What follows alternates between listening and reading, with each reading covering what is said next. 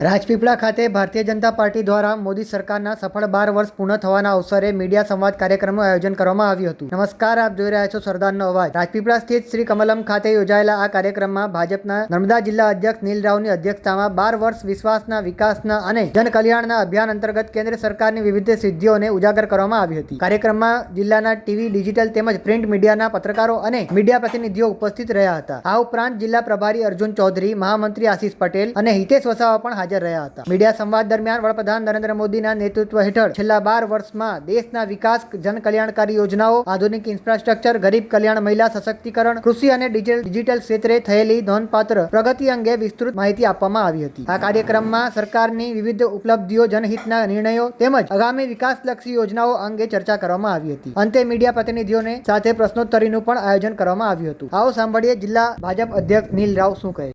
આજની પ્રેસ કોન્ફરન્સનો મુખ્ય ઉદ્દેશ છે 12 વર્ષ મોદી સાહેબના જનકલ્યાણકારી યોજનાઓના વિશ્વાસના અને વિકાસના થયા।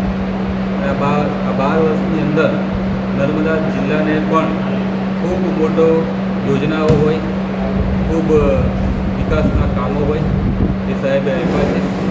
આજે સ્ટેચ્યુ ઓફ યુનિટીના કારણે દેશ અને દુનિયામાંથી લાખો લોકો નર્મદા જિલ્લાના પ્રવાસે આવે છે અને આ પ્રવાસીઓના કારણે આજે નર્મદા જિલ્લાની અંદર રોજગારનું પ્રમાણ વધ્યું છે।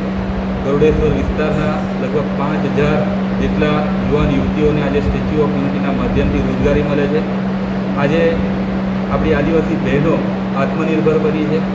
પીક રિક્ષા ચલાવતી હોય, ક્યાંક આપણું લોકલ ફૂડ લોકોને જમાડતા હોય, અથવા તો કેસુડાના સાબુ બનાવતા હોય, પણ અનેક પ્રકારની યોજનાઓ માનીય મોદી સાહેબના માધ્યમથી નર્મદા જિલ્લા સુધી પહોંચી છે। અને એક જ્યારે છેવાડાનો જિલ્લો આજે દુનિયાના નકશામાં અંકિત થયો છે। આ જિલ્લાને સાહેબ જ્યારે મુખ્યમંત્રી હતા ત્યારે ડેડિયાપાડામાં આવી અને શાળા પ્રવેશોત્સવ અને કન્યા કેળવણી જેવા કાર્યક્રમો કર્યા હતા।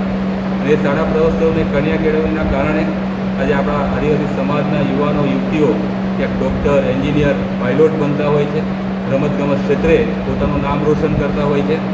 આજે નર્મદા જિલ્લાની અંદર મેડિકલ કોલેજ હોય, ભગવાન બિરસા મુંડા ટ્રાઇબલ યુનિવર્સિટી હોય, દરેક તાલુકામાં એકલવ્ય મોડલ રેસિડેન્સી સ્કૂલ હોય, જવાહર નવોદય વિદ્યાલય હોય, આવી અનેક પ્રકારની શિક્ષણ ક્ષેત્રે પણ સાહેબે ચિંતા કરી છે। અને નર્મદા જિલ્લાને પોતાના ઘરનો જિલ્લો હોય અને ઘરના વડીલ જેવી રીતના કાળજી રાખતા હોય, રીતના જિલ્લાના લોકોની ચિંતા કરી છે।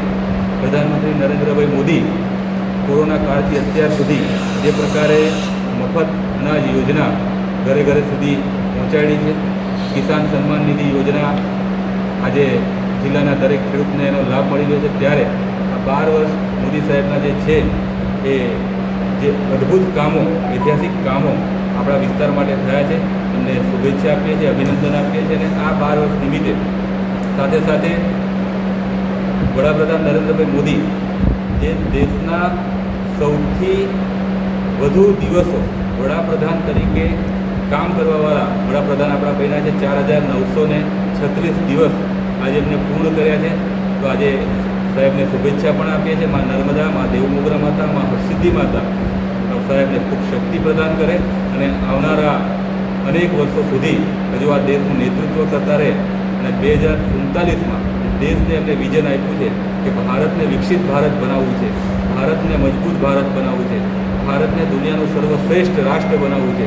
એની માટે ઈશ્વર એમને ખૂબ શક્તિ આપે અને સેવાકીય કામ કરતા રહે, એની માટે આજની પ્રેસ